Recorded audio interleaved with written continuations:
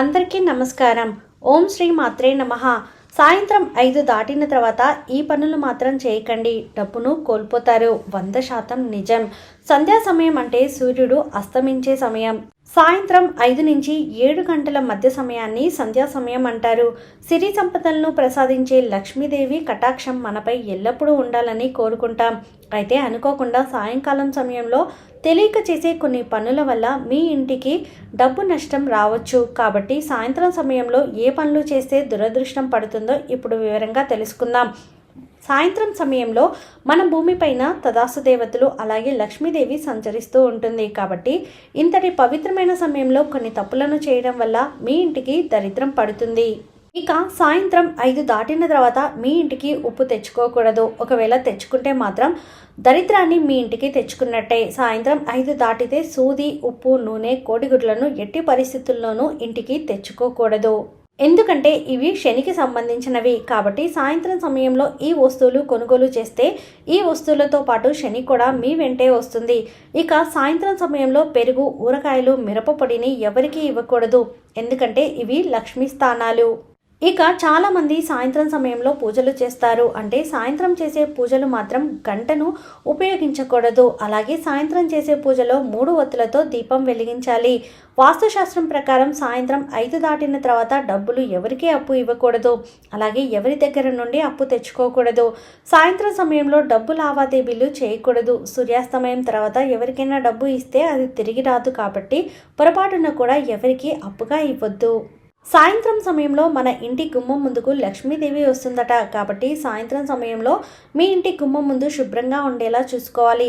ఏ ఇంటి ముందు అయితే శుభ్రంగా ఉంటుందో అలాంటి ఇళ్లలోకి లక్ష్మీదేవి అడుగు పెడుతుంది.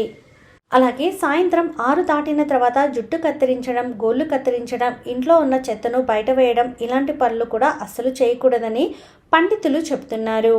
మన హిందూ ధర్మంలో చెట్లను దేవుని రూపాలుగా పూజిస్తారు. కాబట్టి సాయంత్రం సూర్యాస్తమయం తర్వాత చెట్ల ఆకులు తెంపితే అది మహాపాపంగా పరిగణించబడుతుంది.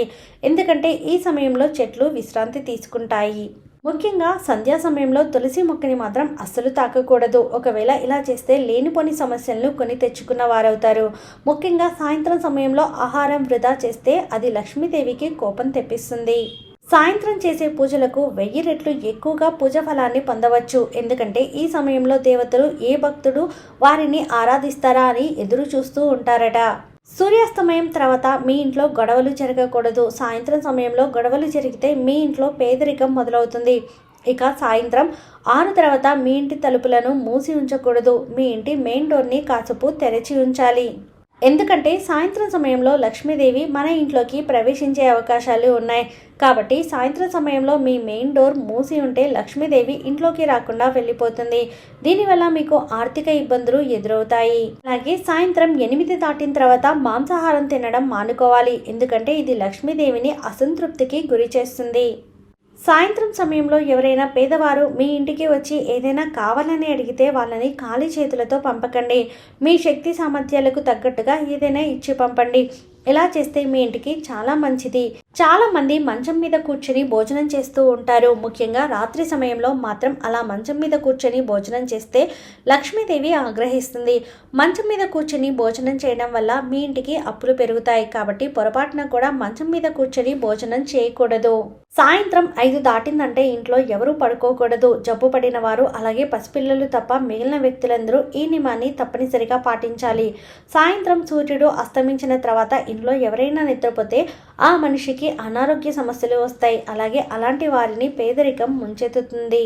సాయంత్రం సమయంలో పాలు అలాగే పెరుగుని పొరిగింటి వారికి దానం చేయకూడదు. పెరుగు అంటే చంద్రునికి సంకేతం, పాలు అంటే లక్ష్మీదేవికి సంకేతం. కాబట్టి సాయంత్రం సమయంలో పాలు, పెరుగును దానం చేస్తే మీ ఇంట్లో ఉన్న డబ్బు ఖాళీ అవుతుంది. ఇంటి గుమ్మానికి చాలా ప్రాధాన్యత ఉంటుంది. మన ఇంటి గుమ్మం ద్వారానే లక్ష్మీదేవి ఇంట్లోకి ప్రవేశిస్తుంది. కాబట్టి ఇంతటి పవిత్రమైన గుమ్మం మీద అస్సలు కూర్చోకూడదు. ముఖ్యంగా సాయంత్రం సమయంలో ఎవరైనా గుమ్మం మీద కూర్చుంటే ఆ వ్యక్తి జీవితంలో ఎన్నో సమస్యలు ప్రారంభమవుతాయి.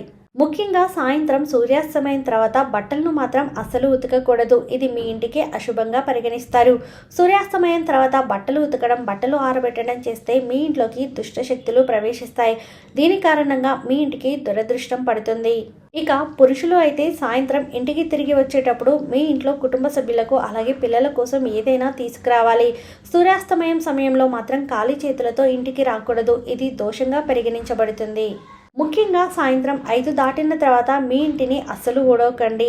ఇలా చేయడం వల్ల ఐశ్వర్యానికి అధిదేవత అయిన లక్ష్మీదేవి ఆగ్రహానికి గురవుతుంది.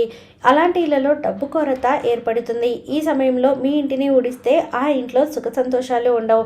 ఇంట్లో ఉన్న లక్ష్మీదేవి కూడా బయటకు వెళ్ళిపోతుంది. ముఖ్యంగా సూర్యాస్తమయం తర్వాత పసుపును కూడా దానం చేయకూడదు. ఇక రాత్రి నిద్రపోయే ముందు వంట పాత్రలను, స్టవ్ను ఖచ్చితంగా శుభ్రం చేయాలి. అలా చేసిన తర్వాతే నిద్రపోవాలి. ఇలా చేయకుంటే లక్ష్మీదేవి అలుగుతుంది. అలాగే ఇంట్లో ఉన్న మహిళలు జుట్టు విరబోసుకొని నిద్రపోతారు. కానీ ఇలా అస్సలు చేయకూడదు. రాత్రి నిద్రపోయేటప్పుడు తలుపు వైపు కాళ్ళు పెట్టి అస్సలు నిద్రపోకూడదు. ఒకవేళ అలా చేస్తే మీ ఇంటి ఐశ్వర్యం తొలగిపోయే అవకాశం ఉంటుంది. ఈ వీడియో మీకు నచ్చితే ప్లీజ్ లైక్ చేయండి. మరికొంతమందికి వీడియోని షేర్ చేయండి. ఫస్ట్ టైం ఛానల్ని చూసిన వారు సబ్స్క్రైబ్ చేసుకుని పక్కనే ఉన్నటువంటి బెల్ ఐకాన్ని క్లిక్ చేయండి. సర్వే జనా సుఖినో భవంతు.